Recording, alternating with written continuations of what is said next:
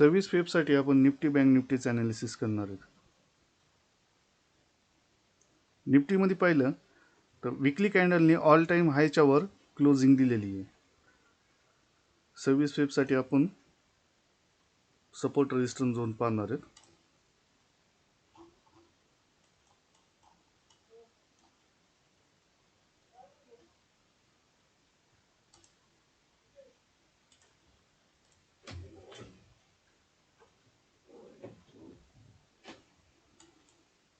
निफ्टीमध्ये 22,271 ते 22,296 हा आपल्यासाठी रेजिस्टन्स झोन राहणार आहे आणि सपोर्ट झोन 22,150 ते 22,166 हा आपला सपोर्ट झोन राहणार आहे.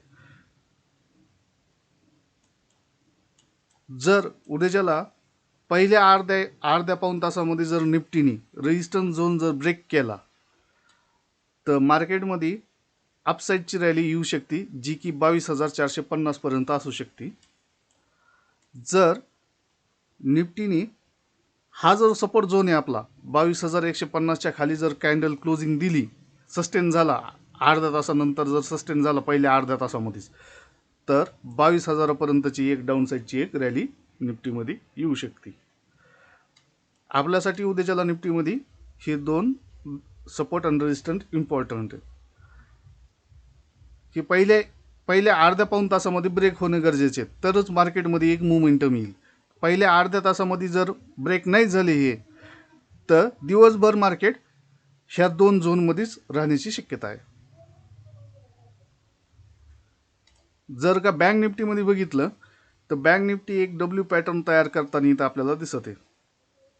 डब्ल्यू पॅटर्नचा जो रेजिस्टन्स आहे त्या रेजिस्टन्सपाशी बँक निफ्टी सस्टेन करण्याचा प्रयत्न करतो. इथे एक गॅप डाऊन आपल्याला मार्केट ओपन झालेलं दिसायला लागले, तर गॅप डाऊनचा बी रेजिस्टन्स त्यांनी फेस केलेला आहे आणि तिथं सस्टेन करायला आहे. ज्यावेळेस बी market gap down gap up झालेला असतो, जे सपोर्ट त्याचे सपोर्ट आणि रेजिस्टन्स झोन असतात. आता जसं की इथं बँक निफ्टीमध्ये हा रेजिस्टन्स झोन आहे गॅप डाऊनचा, तर इथं मार्केट एकदम डायरेक्ट ब्रेक करेना, तिथं सस्टेन करून ब्रेक केलं तर मार्केटमध्ये अपसाईडची एक रॅली येण्याची शक्यता असते. जर का फास्ट मुवमेंटममध्ये इथं मार्केट आलं तर फर्स्ट टाइम सिलिंगच येते, जी की आपण इथं सिलिंग ही पाहतो, ही सिलिंग झालेली बघायला लागलो आणि इथं मार्केट सस्टेन करताना आपल्याला दिसायला लागले.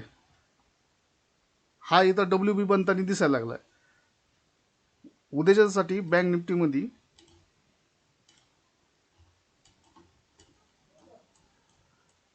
आपले हे सपोर्ट रेजिस्टन्स झोन असतील 47,100 ते 47,250 हा आपला रेजिस्टन्स झोन राहील. 46,530 ते 46,426 हा आपला सपोर्ट झोन राहील.